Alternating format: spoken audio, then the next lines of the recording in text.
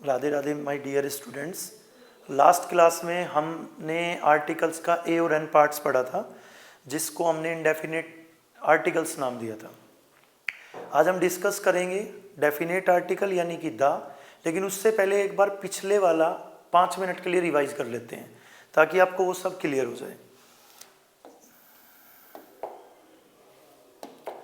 Last class में हमने जो पढ़ा था 26 हमारे क्या होते थे अल्फ़ाबेट। 26 अल्फ़ाबेट में से 5 को हमने वोवल्स जो कि ए ई आई ओ यू होते हैं, 2 को हमने सेमी वोवल जो कि डब्ल्यू और वाई होते हैं, सेमी वोवल्स बोलते हैं, और 19 जो बच गए उनको हमने कॉन्सोनेंट्स नाम दिया था।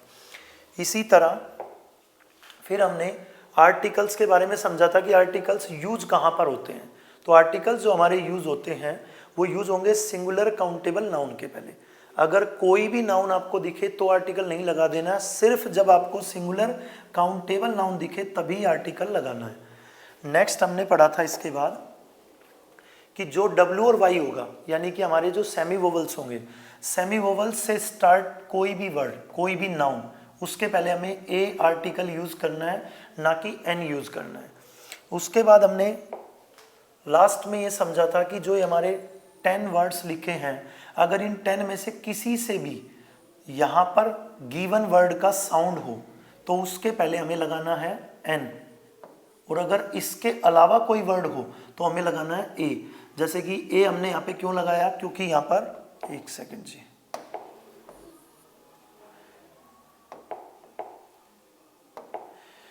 यहाँ पर बा का साउंड आया इसलिए हमने ए लगाया था, यहाँ पर ई का साउंड आया इसलिए हमने एन लगाया था। तो बिना समय गवाए आगे बढ़ते हैं, यानी कि आर्टिकल्स में द पढ़ेंगे आज हम, जो कि डेफिनेट आर्टिकल होता है।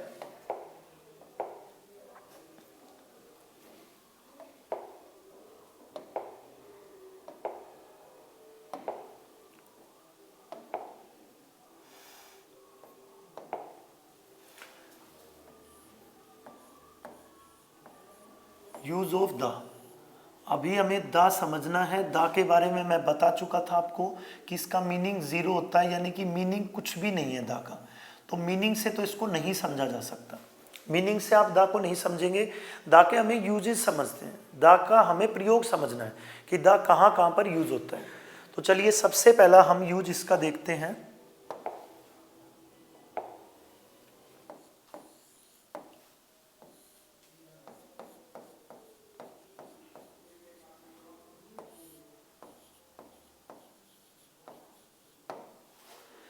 सबसे पहला यूज जो होगा हमारा वो होगा डायरेक्शन। डायरेक्शंस का मतलब होता है दिशाएं। आपको पता ही है मेनली हमारी 4 दिशाएं होती हैं, नॉर्थ ईस्ट साउथ वेस्ट, यानी उत्तर दक्षिण पूर्व पश्चिम। अगर यहाँ पर कोई भी दिशा का नाम गिवन हो, अगर कोई भी दिशा का नाम गिवन होगा, जैसे नॉर्थ दिया गया है, तो आपको उसके पहले द का यूज कर देना है। मैंने पहले ही बता दिया आपको द का कोई मीनिंग नहीं है, द के यूज सीखने हमें। जैसे कोई भी डायरेक्शन का नाम होगा तो आपको वहाँ पर द का यूज कर देना है। यहाँ पर फिर देखिए साउथ भी एक डायरेक्शन है, इट मीन्स यहाँ पर भी हम द का यूज कर सकते हैं। डायरेक्शन का एक यूज तो ये है कि कोई भी सिंगल डायरेक्शन दिखता है उसके पहले हमें द का यूज कर देना है। सेकंड समझना है, जैसे कि अगर लिखा हो यहाँ पर साउथ वेस्ट, अगर यहाँ पर साउथ वेस्ट लिखा है तो साउथ भी एक डायरेक्शन है और वेस्ट भी एक डायरेक्शन है, यानी बोथ आर डायरेक्शन। अगर सिंगल डायरेक्शन होता है तब भी दा लगता है, यहाँ पर तो एक से ज़्यादा डायरेक्शन है, यानी कि जब किसी हाइफन से, इस साइन को बोलते हैं हाइफन, अगर हाइफन से 2 डायरेक्शन जुड़े होंगे तो भी आपको दा का यूज करना है। वंस अगेन, अगर सिंगल डायरेक्शन का नाम आ जाए तो भी दा लगाना है, अगर एक से ज़्यादा डायरेक्शन हाइफन से जुड़े होंगे तो भी वहाँ पर दा का यूज करना है। तो ये 2 यूज तो हमारे डायरेक्शन के हो चुके जो आपको अच्छे से समझ आ गए। इसके बाद थर्ड की बात करें हम, थर्ड में जैसे हमने लिखा यहाँ पर वेस्टर्न, यानी बहुत सिंपल शब्दों में इनको समझना है, बुकिस नहीं पढ़ना है, किताबी भाषा नहीं पढ़नी है। आप इसको सिंपल तरीके से समझिए, किसी भी डायरेक्शन के एंड में अगर ई आर एन ERN जोड़ा जाए तो उस डायरेक्शन के पहले द का यूज नहीं किया जा सकता। अगर किसी भी डायरेक्शन के एंड में ERN जोड़ दिया जाए तो उस डायरेक्शन के पहले आपको द का यूज नहीं करना है। 3 पॉइंट बता चुका हूं मैं डायरेक्शन के लिए। 4th पॉइंट पे ध्यान देंगे हम। अगर लिखा हो यहां पर वेस्टर्न एरिया या यहां पर लिखा हो वेस्टर्न साइड या लिखा हो वेस्टर्न विलेज, अगर ERN वाले वर्ड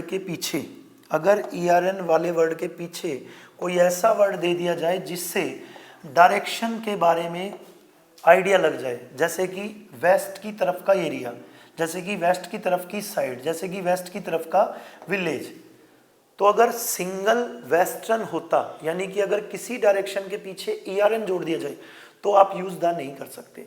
लेकिन अगर उस डायरेक्शन के पीछे ERN हो और ERN के बाद कोई ऐसा वर्ड गिवन हो जिससे डायरेक्शन शो हो जाए, जिससे हमें फील हो कि वहां पर कोई ना कोई दिशा की बात की जा रही है, तो अगेन आप वहां पर द का यूज कर सकते हैं। 4 पॉइंट होते हैं डायरेक्शन के लिए जिनके साथ द का यूज किया जाता है। आप बहुत अच्छे से इसको समझ गए होंगे। आप एक बार फिर रिवाइज कर लेते हैं हम और आप मिलके। नॉर्थ यानी एक डायरेक्शन है, डायरेक्शन के पहले द लगेगा। एक से ज्यादा डायरेक्शन अगर हाइफन से जुड़ते हैं तो भी उसके पहले द का यूज होगा। नेक्स्ट 3rd पे मैंने बताया था, अगर किसी डायरेक्शन के पीछे ERN जुड़ जाए तो आप उस डायरेक्शन के पहले द नहीं लगा सकते अगर वो अकेला लिखा है तो। अगर उस ERN वाले वर्ड के पीछे कोई ऐसा वर्ड गिवन है जिससे आपको उसके दिशा का कुछ सेंस निकल जाए, जिससे उसकी दिशा की कोई सेंस का पता चले, जैसे वेस्टर्न एरिया या फिर हम कह सकते हैं eastern side, western side, eastern country, मतलब जब भी ERN वाले वर्ड के बाद कोई वर्ड ऐसा हो जिससे दिशा के बारे में पता चले तो आप दोबारा से द का यूज कर सकते हो। चलिए 2nd पॉइंट पढ़ते हैं इसका।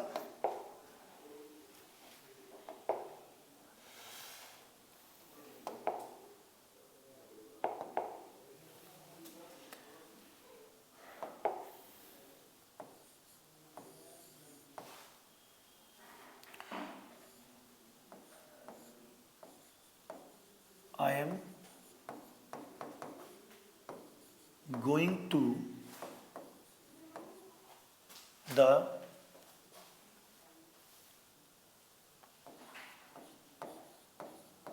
school.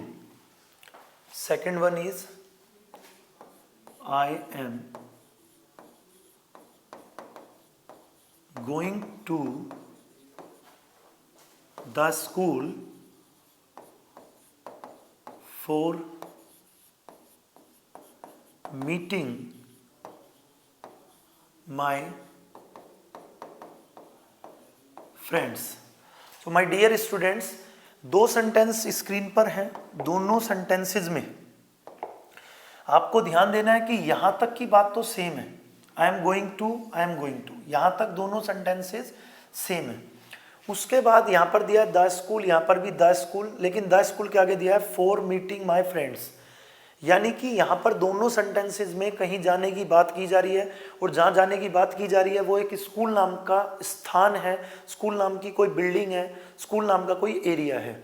अगर आप कभी भी किसी बिल्डिंग, किसी संस्थान या किसी जगह पर उस काम के लिए जा रहे हैं जिस काम के लिए उसको बनाया गया है, यानी कि प्रथम उद्देश्य, यानी कि जो प्राइमरी पर्पस है, प्राइमरी पर्पस स्कूल का क्या होता है? एजुकेशन। अगर हम एजुकेशन के लिए स्कूल में जा रहे हैं तो हम यहाँ पर द यूज नहीं कर सकते। जैसे सेंटेंस में दिया गया है I am going to the school, इसके बाद कुछ भी ऐसा नहीं लिखा है जिससे हमें यह पता चले कि वो स्कूल पढ़ने के अलावा किसी और काम के लिए जा रहा है। यानी कि उसने कहा है I am going to the school, इसका मतलब वो स्कूल में जा रहा है। और स्कूल किस लिए बनाया गया है? स्कूल का प्रथम उद्देश्य क्या होता है? एजुकेशन। तो अगर किसी भी बिल्डिंग या किसी संस्थान में आप फर्स्ट उद्देश्य के लिए जाते हैं, जिस उद्देश्य के लिए वो बना है, तो आप वहां पर उस बिल्डिंग से पहले द का यूज नहीं कर सकते। ये इसमें एरर होता है जो अक्सर एग्जाम में पूछा गया है। इसके बाद देखिए, जैसे हम बात करें सेकंड सेंटेंस में I am going to the school, मैं स्कूल जा रहा हूं, लेकिन यहां पर पर्पस कुछ और बताया गया है। Meeting my friends. For meeting my friends का मतलब है कि मैं स्कूल उस काम के लिए नहीं जा रहा जिस काम के लिए स्कूल बना है। स्कूल का प्रथम उद्देश्य है, प्राइमरी पर्पस क्या होता है, एजुकेशन। तो इस सेंटेंस में एजुकेशन की बात ना करके अपने दोस्तों से मिलने के लिए स्कूल जाया जा रहा है, जो कि सेकेंडरी पर्पस कहलाएगा, यानी कि जो दूसरा उद्देश्य है। और दूसरा उद्देश्य के लिए, अगर सेकंड पर्पस के लिए आप किसी भी बिल्डिंग में जाएंगे तो आप उस बिल्डिंग से पहले हमेशा द का यूज करेंगे, जो बिल्कुल एग्जैक्ट होगा, जो बिल्कुल करेक्ट होगा, जो बिल्कुल राइट होगा।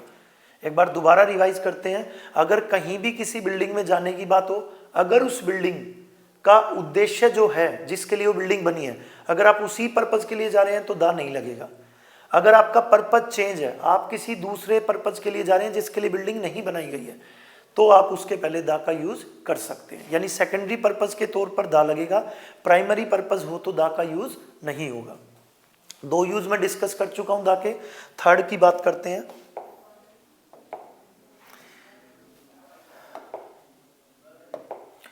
इस पे थोड़ा कंफर्टेबल नहीं हो रहा, ग्रीन पे पढ़ते हैं।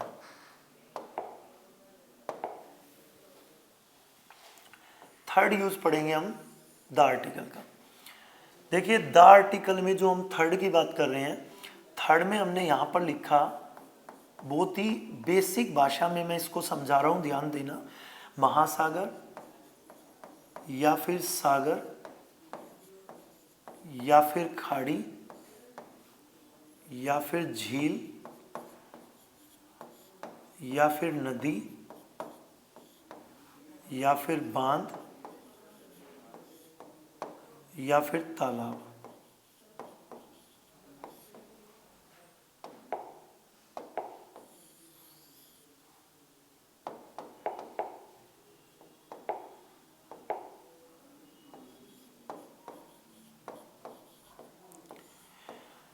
माय डियर स्टूडेंट्स, ये सभी के सभी वो वर्ड लिखे गए हैं जिनमें पानी भरा होता है, यानी कि ये सभी के सभी जलाशय हैं।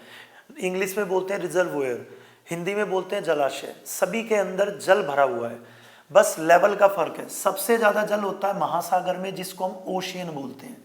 सेकंड नंबर पे सागर, जिसको हम सी बोल सकते हैं। फिर खाड़ी, जिसको हम बे बोल सकते हैं, जैसे बे ऑफ बंगाल।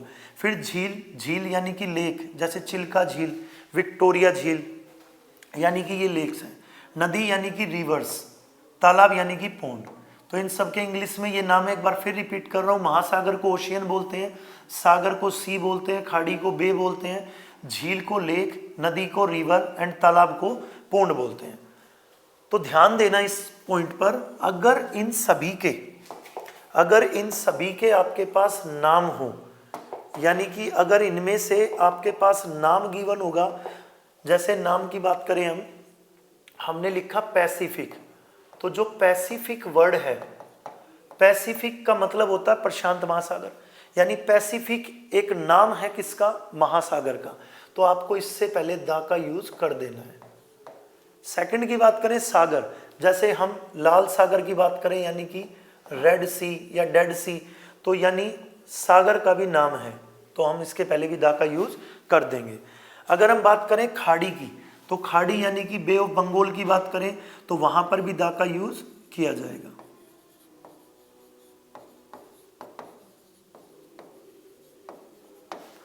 तो यहां भी द का यूज किया जाएगा।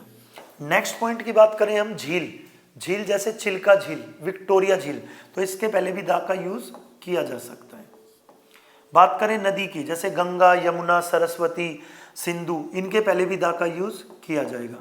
लेकिन जैसे ही वर्ड आया हमारे सामने तालाब, तालाब आपको पता है बहुत जगह पर होते हैं तालाब। जैसे किसी गांव की बात करें तो गांव में एक से ज़्यादा भी तालाब होते हैं, और उन तालाबों के कोई ऐसे नाम नहीं है जिसको उसको पूरा विश्व जान सके।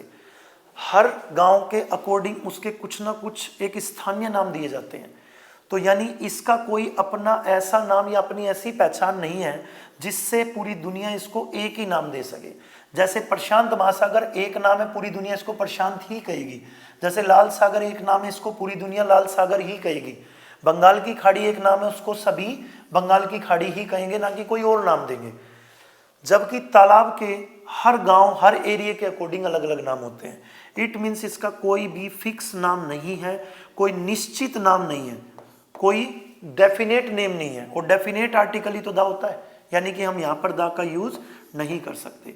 एक बार दोबारा समझिए, तालाब के पहले कभी दा नहीं आएगा, बाकी जितने भी मैंने यहाँ पर लिखे हैं सबके पहले आपको दा का यूज कर देना है। आई होप आपको हर चीज क्लियर हो गई होगी। बहुत ही बेसिक तरीके से मैंने इसमें बताया है। इतना आसान तरीके से पढ़ने के बाद आपका हर क्वेश्चन सोल्व हो जाएगा। आप इसको ध्यान से देखकर अपने नोट्स मेंटेन करेंगे। चलिए नेक्स्ट पॉइंट पढ़ते हैं एक दा का।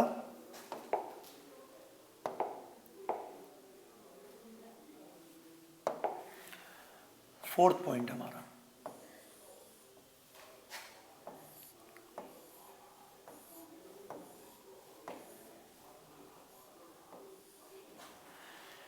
ये हमारी एक पर्वतमाला है, माउंटेन रेंज, माउंटेन सीरीज, यानी पर्वतमाला, पर्वत श्रृंखला, इस तरह के जो शब्द होते हैं, यानी कि एक से ज्यादा पर्वत है ये सॉरी। पर्वत को हिंदी में पर्वत और इंग्लिश में माउंटेन बोलते हैं, और जो पर्वतों का परिवार होता है उसको हम पर्वतमाला कह सकते हैं। जिस तरह मोतियों की माला होती है, एक से ज्यादा मोती होते हैं, इसी तरह एक से ज्यादा पर्वत होते हैं तो उसको पर्वतमाला कह देंगे। तो पर्वतमाला की, हर पर्वत की कोई ना कोई चोटी होती है। जैसे कि मान लीजिए इसको हम माउंट एवरेस्ट नाम दे दें, इसको मान लो हम K2 नाम दे दें, तो ये सभी इसकी क्या है, चोटियां। ये सभी चोटियां हैं, यानी माउंट एवरेस्ट, K2, ये किसके नाम है, चोटियों के नाम है। चोटी को इंग्लिश में पीक बोलते हैं, चोटी को इंग्लिश में पीक बोला जाएगा, PEAK, पीक। तो जितनी भी चोटियां आज से आपको दिखाई दें, जैसे कि K2 लिखा जाए, तो आपको उनके पहले अगर एग्जाम में दा दिया गया है तो उसको गलत मान लेना है। यानी आप किसी भी चोटी के नाम से पहले दा का यूज नहीं कर सकते। लेकिन जो ये पूरा का पूरा पर्वतमाला है, जो पूरी की पूरी पर्वतमाला है, यानी कि इसका नाम है हिमालय। क्योंकि आपको पता होगा, जैसे आप जीके पढ़ते हैं तो जीके में आपने पढ़ा होगा कभी भी कि जो माउंट एवरेस्ट है, K2 है, ये सब हिमालय का पार्ट है। ठीक है, कंचनजंगा है, ये सभी के सभी हिमालय का पार्ट है। और हिमालय कोई एक पर्वत का नाम नहीं है, यानी कि ये अकेला हिमालय नहीं है। हिमालय इन सबको मिलाकर बना है, यानी इन सबको, ऐसे और भी बहुत सारे पर्वत हैं, बहुत अधिक मात्रा में जो पर्वत हैं उनको हमने पर्वतमाला नाम दिया, और इस पर्वतमाला का नाम रख दिया गया हिमालय। तो हिमालय किसका नाम है, एक पर्वतमाला का, ना कि एक सिंगल पर्वत का। तो आप कभी भी आपके सामने कोई माउंटेन रेंज आ जाए, यानी कि जैसे एंडीज, जैसे अरावली, इस तरह की जो भी पर्वतमाला का नाम आएगा, आपको उसके पहले हमेशा दा का यूज करना है। लेकिन अगर सिंगल चोटी का नाम हो तो आपको उसके पहले से दा को हटा देना है, या उसी पार्ट को एरर मान लेना है। जैसे एक बार फिर देखिए,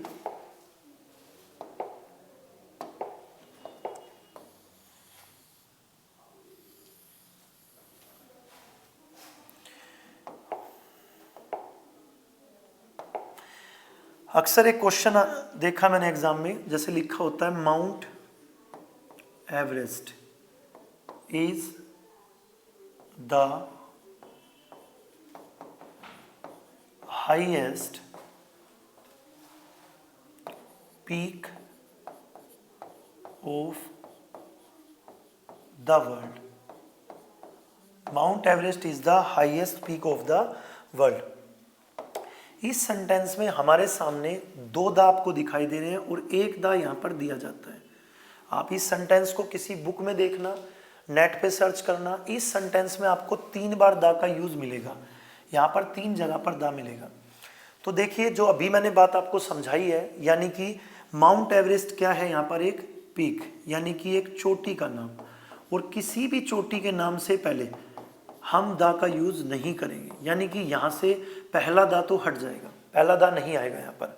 सेकंड की बात करें, आगे चल के मैं डिस्कस करूंगा, फिलहाल आपको समझा दे रहा हूँ थोड़ा। जिस भी वर्ड के एंड में EST आ जाए, EST वाले वर्ड को आपको मानना है सुपरलेटिव डिग्री। डिग्री हमारी 3 प्रकार की होती हैं, यानी कि पॉजिटिव डिग्री, कंपैरेटिव डिग्री और सुपरलेटिव डिग्री। तीनों डिग्रीज में से जो डिग्री जिस वर्ड के एंड में EST होगा उसे सुपरलेटिव डिग्री मानना है, और सुपरलेटिव डिग्री के पहले भी दा हमेशा यूज होता है। आगे चल के डिटेल में भी समझाऊंगा मैं इसको। नेक्स्ट देखिए जो दा है, उस दा के यहाँ पे आने का रीजन है वर्ल्ड हमारे पास केवल एक है, यानी कि पूरे ब्रह्मांड में जो हमारा वर्ल्ड है वो केवल एक है, यानी वो डेफिनेट है, वो निश्चित है कि हमारी पृथ्वी ही हमारा वर्ल्ड है, हमारी धरती हमारा वर्ल्ड है, यानी हमारे वर्ल्ड कितने हैं, एक। और उसी एक वर्ल्ड पर जो माउंट एवरेस्ट नाम की चोटी है उसकी बात की जा रही है, ना कि अलग अलग हर वर्ल्ड में या बहुत सारे प्लैनेट्स पे आप कहें कि बहुत सारे प्लैनेट्स पे, हर प्लैनेट्स पे माउंट एवरेस्ट है, तो ऐसा कहना गलत हो जाएगा। हमारा वर्ल्ड यानी पृथ्वी, और हमारे वर्ल्ड में हमारी पृथ्वी पर एक माउंट एवरेस्ट नाम की चोटी है जो दुनिया की सबसे ऊंची चोटी है। तो यानी जो भी चीज आपके सामने केवल एक हो, जो भी एक पार्ट होगा, जो एक ही चीज होगी, जैसे ताजमहल, तो उसके पहले भी आपको दा लगाना है। तो वर्ल्ड कितने हमारे, एक। ताजमहल कितना है, एक, तो उसके पहले भी हमें दा का यूज करना है। आज की क्लास में इतना ही काफी है। अभी इसका एक पार्ट और बनेगा, एक या दो पार्ट आर्टिकल्स का। उसके बाद आर्टिकल्स का कोई भी क्वेश्चन आपसे ऐसा नहीं होगा कि सोल्व ना हो। हर क्वेश्चन आपको अच्छे से समझ आएगा, इजी तरीके से आएगा। आपको जिसको भी इंग्लिश में प्रॉब्लम अब तक आ रही थी, इस चैनल पे आपको डेली रूटीन में बने रहना है। इंग्लिश प्रॉब्लम नहीं बनेगी, क्योंकि इंग्लिश बहुत आसान सब्जेक्ट है, बशर्ते उसको आसानी से पढ़ाया जाए, आसान तरीके से पढ़ाया जाए। हमारी इंग्लिश ना आने का मेन कारण ये रहा है आज तक, क्योंकि हमें किसी भी टॉपिक को उठाकर पढ़ा दिया जाता है, जैसे नाउन से स्टार्टिंग, जैसे किसी ने कंजंक्शन से स्टार्ट कर दिया, किसी ने प्रेपोजिशन से स्टार्ट कर दिया। उसमें हमें टीचर की काबिलियत नहीं देखनी है। कुछ टीचर्स क्या करते हैं, अपनी काबिलियत दिखाते हैं हमें, यानी कि मैं नाउन से भी चैप्टर को समझा सकता हूँ या मैं प्रेपोजिशन से भी समझा सकता हूँ। हमें बच्चे का लेवल देखना है, और जो बच्चे का लेवल है अगर हम उसको बिल्कुल जीरो से मान के चलें, स्टार्टिंग से, तो वो बच्चा बहुत अच्छे से ग्रोथ करेगा इंग्लिश में, और इंग्लिश बहुत आसान उसको लगेगी। सेम मैथ्स में भी ऐसा ही होता है। तो हर सब्जेक्ट के पढ़ने और पढ़ाने का एक तरीका होता है। अगर आपको उसके पढ़ने का तरीका अच्छे से आ रहा है, और मान लो हमें पढ़ाने का तरीका अच्छे से आ रहा है, तो वो सब्जेक्ट आपका सबसे बेस्ट सब्जेक्ट बन जाएगा।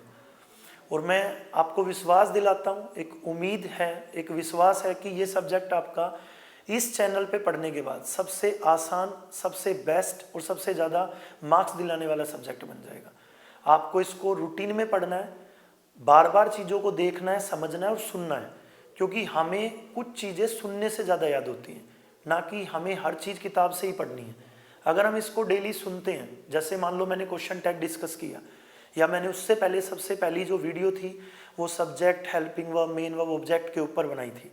अगर हमें उसमें प्रॉब्लम आ रही है तो हमें उसको सुनना है 2 बार, 3 बार, 4 बार। जितना हम उसको सुनेंगे उतना हमें वो हमारे माइंड में सेव हो जाएगा, क्योंकि हर चीज़ पढ़ के भी याद नहीं की जा सकती। अगर सब कुछ पढ़ने से याद हो जाता तो हमें अब तक इंग्लिश शायद बहुत पहले आ चुकी होती। तो आज के लिए इतना ही काफ़ी है। आई होप आपको यहाँ तक अच्छे से क्लियर हुआ होगा। नेक्स्ट क्लास में इससे आगे बढ़ते हैं। ठीक है, बाय बाय, राधे राधे।